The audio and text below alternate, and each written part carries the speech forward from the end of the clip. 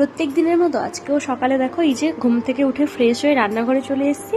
আর আজকে আমার বরের ইচ্ছে হয়েছে পরোটা খেতে, তাই দেখো এই যে আটা মাখাচ্ছি। আর সত্যি বলতে আটা মাখাতে আমার প্রচণ্ড কষ্ট, যাই হোক বরের ইচ্ছে হয়েছে তাই ভালো আজকে একটু অন্যরকমভাবে পরোটা বানাবো। তো চলো। এই যে দেখো আমার বরের জন্য আমি রুটি বানাচ্ছি। এই যে দেখো একটা বানিয়েছি অলরেডি, এই যে হয়েছে।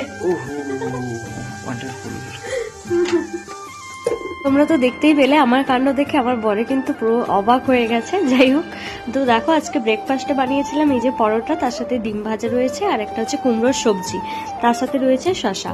তো যাই হোক আজকে একদম সিম্পল মেনু। এই যে বর্মশাইকে এখন দিয়ে দিলাম, ও খাওয়া দাওয়া করে আবার যাবে, অলরেডি গেছিল সকালে, দিয়ে এসে একটু করে শুয়ে পড়েছিল। তো তারপরে দেখো দুজন মিলে এখন ব্রেকফাস্টটা করে নিলাম। যাই হোক চলো আজকের মিনি ব্লগটা এই পর্যন্ত, কেমন লাগলো জানি।